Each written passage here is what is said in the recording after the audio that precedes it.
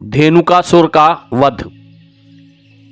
इस प्रकार श्री कृष्ण अपने अग्रज बलराम के साथ अपना कौमार बिताकर पौगांड अवस्था में प्रविष्ट हुए। यह अवस्था 6वें वर्ष से 10वें वर्ष तक रहती है तथा सभी ग्वालों ने परंपर मंत्रणा की और वे इसके लिए राजी हो गए कि जो बालक 5 वर्ष के हो गए हैं उन्हें चारगाह में गौवें ले जाने का उत्तरदायित्व दिया जाए। उत्तरदायित्व प्राप्त हो जाने पर कृष्ण तथा बलराम ने अपने चरण चिन्हों से वृंदावन की भूमि पवित्र की।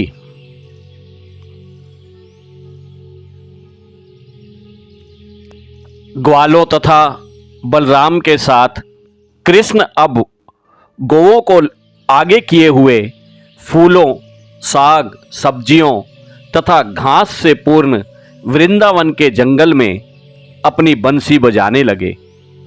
वृंदावन का जंगल भक्त के विमल मन के समान स्वच्छ था और मधुमक्खियों, फूलों तथा फलों से लदा था।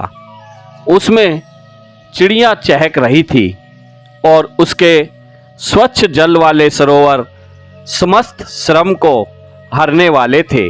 वहाँ सदा सुगंधित वायु बहती रहती थी जिसमें मन तथा शरीर प्रफुल्लित हो जाते। कृष्ण अपने सखाओं तथा बलराम सहित जंगल में प्रविष्ट हुए और अनुकूल वातावरण देखकर जी भर आनंद लूटा। कृष्ण ने देखा कि सारे वृक्ष फलों से लदे हैं और नई नई टहनियाँ नीचे आकर पृथ्वी का स्पर्श कर रही हैं, मानो वे उनके चरण कमलों का स्पर्श करके उनका स्वागत कर रही हों। वे वृक्षों, फूलों तथा फलों के इस तरह के भाव से अत्यंत प्रसन्न थे और उनकी इच्छाएं जानकर हंसने लगे। तब कृष्ण ने अपने बड़े भाई बलराम से इस प्रकार बोले, हे भ्राता, आप हम सब में श्रेष्ठ हैं और देवता आपके चरण कमलों की पूजा करते हैं। देखते नहीं कि ये फलों से लदे वृक्ष आपके चरण कमलों की पूजा करने के लिए नीचे झुके हुए हैं। ऐसा प्रतीत होता है कि मानो वृक्षों का रूप धारण करने के कारण ये अंधकार से निकलने का प्रयास कर रहे हैं। वस्तुतः वृंदावन की भूमि में उत्पन्न वृक्ष सामान्य जीव नहीं हैं। अपने पूर्व जन्मों में निर्गुण विचार रखने के कारण इन्हें इस जड़ रूप में रहना पड़ रहा है, किंतु अब इन्हें वृंदावन में आपके दर्शन का अवसर प्राप्त हुआ है और अब वे आपके सानिध्य के द्वारा आध्यात्मिक जीवन में आगे बढ़ने के लिए प्रार्थना कर रहे हैं। सामान्यतः वृक्ष तमोगुनी जीव है। निर्वेशवादी चिंतक उसी तमस अंधकार में रहते हैं, किंतु आपकी उपस्थिति का पूरा लाभ उठाकर उसे समूल नष्ट कर देते हैं। मेरे विचार से जो भोहें आपके चारों ओर भन भना रहे हैं वे पूर्व जन्म में आपके भक्त रहे होंगे।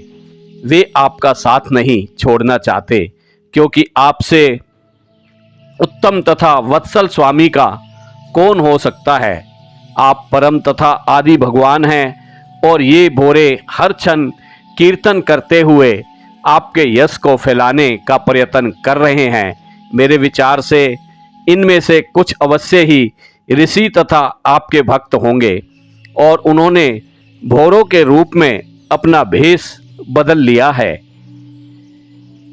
आप परम पूज्य ईश्वर हैं। जरा देखें तो किस तरह ये मोर आनंद विभोर होकर आपके समक्ष नाच रहे हैं। सारे मृग जिनका आचरण गोपियों के समान है आपका उसी प्यार के साथ स्वागत कर रहे हैं और इस जंगल में रहने वाली कोयलें आपका अत्यंत हर्ष के साथ स्वागत कर रही हैं, क्योंकि उनके घरों में आपका प्रकटय अत्यंत मंगलकारी है।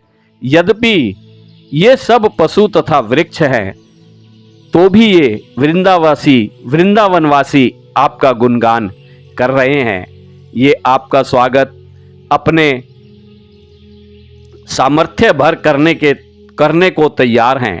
जिस प्रकार महात्मागण अपने घर पर अन्य महापुरुषों का स्वागत करते हैं, जहाँ तक यहाँ की भूमि का प्रश्न है, वह इतनी पवित्र तथा भाग्यशाली है कि इस पर आपके चरण कमलों का पद चिन्ह बने हुए हैं।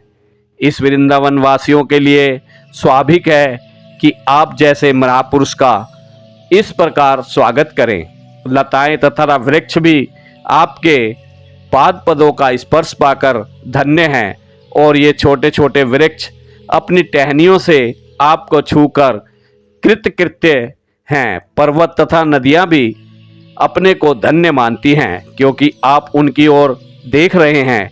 इन सब से ऊपर ब्रिजगनाएं या गोपियां हैं, जो आपके सौंदर्य से मोहित होकर धन्य हैं, क्योंकि आप अपनी विशाल भुजाओं से उनका आलिंगन करते हैं। इस प्रकार कृष्ण तथा बलराम दोनों ही यमुना तट पर अपने बछड़ों तथा गायों समेत ब्रिजवासियों को आनंदित करने लगे। कुछ स्थानों में कृष्ण तथा बलराम के साथ उनके सखा भी होते। ये बालक गाते भोरों की गुनगुन की नकल उतारते हुए पुष्पहारों से विभूषित कृष्ण तथा बलराम के साथ साथ चलते घूमते हुए ये बालक कभी कभी सरोवरों में तैरते हंसों की बोलियां बोलते, या जब वे किसी मोर को नाचते देखते थे तो श्री कृष्ण के समक्ष उसका अनुकरण करते। कृष्ण भी अपनी गर्दन हिलाते और नाचने का स्वांग भरते हुए अपने मित्रों को हंसा देते। कृष्ण जिन गौओं को चराते थे उनके अलग अलग नाम थे, और वे उन्हें दुलारवश उन्हीं नामों से पुकारते थे। कृष्ण को पुकारते सुनकर ये गौएं रंभाती हुई तुरंत दौड़ती और ग्वाल बाल पर आदान प्रदान भरपेट हंसते। ये विभिन्न प्रकार की पक्षियों की ध्वनियों का अनुकरण करते, जिनमें चकोर, मोर, कोयल तथा भारद्वाज प्रमुख थे। कभी कभी दुर्बल पशुओं को सिंह तथा चीते की आवाज सुनकर दौड़ते देखकर कृष्ण तथा बलराम सहित सारे बालक भी उन पशुओं के पीछे पीछे दौड़ पड़ते। जब वे कुछ थक जाते तो बैठ जाते और बलराम अपना सिर किसी बालक की गोद में रख देते और कृष्ण तुरंत बलराम के पांव दबाने लगते, और कभी कभी ताड़ का पंखा लेकर बलराम के ऊपर झलते, जिससे सुखद हवा निकलने पर उन्हें थकान से कुछ राहत मिलती। कभी कभी बलराम के विश्राम करते समय बालक नाचते या गाते, कभी कभी वे कुश्ती लड़ते या फिर कूदते फांदते।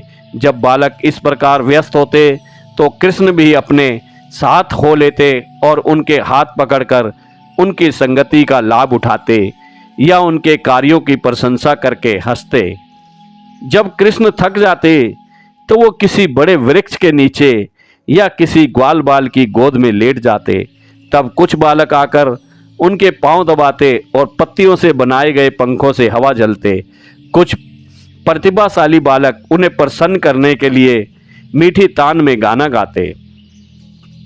इस तरह शीघ्र ही उनकी थकान दूर हो जाती। भगवान कृष्ण, जिनके पांव लक्ष्मी जी दबाती हैं, अपनी अतरंगा शक्ति का विस्तार करके एक ग्रामीण बालक के रूप में प्रकट होकर ग्वाल बालों के साथ मिलकर उनका साथ देते। किंतु एक ग्रामीण बालक की भांति प्रकट होने के अतिरिक्त ऐसे अवसर आते रहते हैं जब वे अपने को श्री भगवान सिद्ध कर देते। कभी कभी लोग अपने को भगवान बताकर अबोध लोगों को ठगते हैं। वह केवल ठग सकते हैं, ईश्वर की शक्ति का प्रदर्शन नहीं कर सकते। जब श्री कृष्ण इस प्रकार अपने परम सौभाग्यशाली मित्रों के साथ अपनी अतरंगा शक्ति का प्रदर्शन कर रहे थे, उनके परम मित्र सुदामा, सुबल तथा सतो कृष्ण ने उन्हें तथा बलराम को अत्यंत प्यारवश इस प्रकार संबोधित किया, हे बलराम, तुम अत्यंत बलवान हो, तुम्हारी भुजाएं अत्यंत सुदृढ़ हैं, तुम दोनों सभी प्रकार के उपद्रवकारी असुरों का वध करने में अत्यंत पटु हो। क्या तुम दोनों में इस स्थान के निकट ही तालवन के चलकर देखोगे? यह वन ताड़ के वृक्षों से पूर्ण है और सारे वृक्ष फलों से लदे हैं। इन फलों में कुछ गिर रहे हैं और कुछ फल में पक रहे हैं। वह अत्यंत रमणीक स्थान है, किंतु महाअसुर धेनुकासुर के कारण वहां जाना अत्यंत कठिन है। कोई भी जाकर वृक्षों के फल नहीं ला सकता। हे कृष्ण तथा बलराम, यह असुर एक गधे के रूप में वहां रहता है और उसके साथ वैसा ही रूप धारण करके अन्य असुर रहते हैं। वे सब के सब अत्यंत बलशाली हैं, अतः उस स्थान तक पहुंचना बहुत कठिन है। भाइयों, तुम ही दोनों एकमात्र ऐसे पुरुष हो जो इन राक्षसों को मार सकते हो। प्राण भय से वहां अन्य कोई नहीं आता, यहाँ तक कि पशु भी नहीं जाते और वहां एक भी पक्षी निवास नहीं करता। सबों ने बसेरा छोड़ दिया है। केवल उस स्थान से आने वाली सुगंध का ही आनंद लूटा जा सकता है। ऐसा प्रतीत होता है कि अभी तक उन फलों को किसी ने भी खाया नहीं है। हे कृष्ण, हम तुमसे स्पष्ट कह देते हैं कि हम इस सुगंध से अत्यधिक आकर्षित हैं। हे बलराम, चलो चलकर इन फलों का आनंद लिया जाए। इन फलों की सुगंध चारों ओर फैल रही है। क्या तुम्हें यहाँ उनकी सुगंध नहीं आ रही? जब बलराम तथा कृष्ण ने उनके हंसते हुए घनिष्ठ मित्रों ने प्रार्थना की तो वे उन्हें प्रसन्न करने के उद्देश्य से अपने मित्रों के साथ उस वन की ओर चल पड़े। ताल वन में प्रवेश करते ही बलराम अपनी हाथी जैसी शक्ति को दिखाने के लिए वृक्षों को हिलाने लगे। इस हचके से सारे पके हुए फल पृथ्वी पर आ गिरे। फल गिरने की आवाज सुनकर वहां पर गधे के भेष में वास कर रहा धेनुकासुर उस ओर तेजी से बढ़ने लगा। इससे सारे वृक्ष हिलने लगे, मानो भूकंप आया हो। सर्वप्रथम यह असुर बलराम के समक्ष प्रकट हुआ और उनकी छाती पर दुल्लत्ती मारने लगा। बलराम पहले कुछ नहीं बोले, किंतु वह असुर पुनः तेजी से दुल्लत्ती चलाने लगा। इस बार बलराम ने तुरंत ही अपने एक हाथ से उस गधे के पैर को पकड़कर उसे चारों ओर घुमाकर वृक्ष की चोटी पर फेंक दिया। जब बलराम उसे घुमा रहे थे तभी असुर के प्राण निकल गए। बलराम ने सबसे ऊंचे ताड़ वृक्ष के ऊपर उसको फेंक दिया। इस असुर का शरीर इतना भारी था कि वह वृक्ष टूटकर अन्य वृक्षों पर गिरा, जिससे अन्य अनेक वृक्ष धाराशायी हो गए। ऐसा प्रतीत हुआ मानो इस वन में भारी अंधड़ आया हो और सारे वृक्ष एक एक करके गिर रहे हो।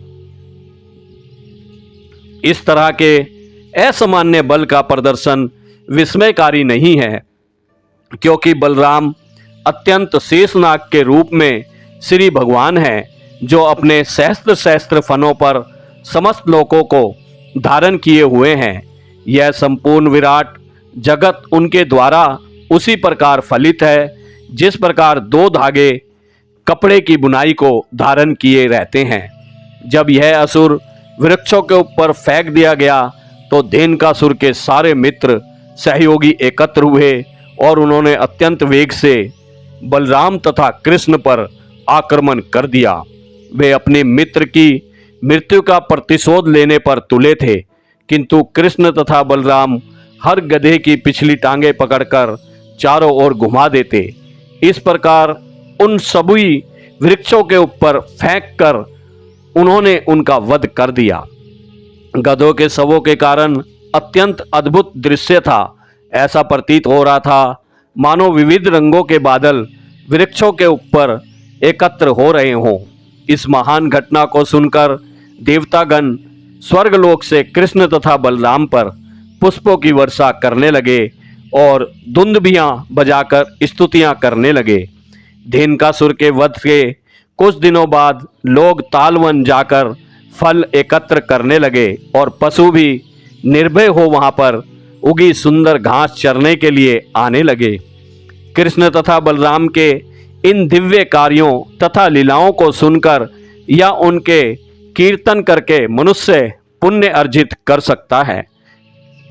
जब कृष्ण, बलराम तथा उनके साथियों ने वृंदावन ग्राम में प्रवेश किया तो उन्होंने बांसुरी बजाई और बालकों ने वन में उनके असाधारण कार्यों की प्रशंसा की। उनके मुखमंडल तिलक से सुशोभित थे और गौओं की चरण रस से धूसरित थे। कृष्ण के सिर पर मोरपंख शोभायान थे। बलराम तथा कृष्ण दोनों ने बंसी बजाई। तरुणी गोपिकाएं कृष्ण को घर लौटते देखने के लिए लालायित हो उठी। वे कृष्ण की अनुपस्थिति के कारण अत्यंत खिन्न थी। अतः जब उन्होंने कृष्ण को लौटते देखा तो वे उनके मुख की ओर उसी तरह देख रही थी जिस प्रकार भौरे कमल पुष्प पर मंडराते रहते हैं। जब कृष्ण गांव में घुसे तो तरुणी गोपियां मुस्कुराई और हंसी। कृष्ण ने बांसुरी बजाते हुए गोपियों के सुंदर हास्यमय मुखड़ों का सुख लूटा। तदंतर कृष्ण तथा बलराम का स्वागत उनकी माताओं यशोदा तथा रोहिणी ने किया और समय अनुसार वे अपने लाडले पुत्रों की इच्छाओं की पूर्ति करने लगी। माताओं ने सेवा करने के साथ ही अपने दिव्य पुत्रों को आशीष भी दिया। उन्होंने अपने पुत्रों को नहलाया और वस्त्रों से सज्जित किया। कृष्ण को नीला वस्त्र पहनाया गया और बलराम को पीला। इसके साथ ही उनको सभी प्रकार के आभूषण तथा फूलों की मालाएं दी गई। दिन भर चरघा के श्रम की थकान से मुक्त होकर वे दोनों प्रसन्न तथा सुंदर लग रहे थे। उनकी माताओं ने उन्हें स्वादिष्ट भोजन दिया और उन्होंने बड़े चाव से सब व्यंजन खाए। फिर उन्हें स्वच्छ बिस्तर पर बैठाकर माताएं उनके कार्यकलापों से संबंधित गीत गाने लगी। ज्यों ही वे बिस्तर पर लेटे कि उन्हें प्रगाढ़ निंद्रा आ गई।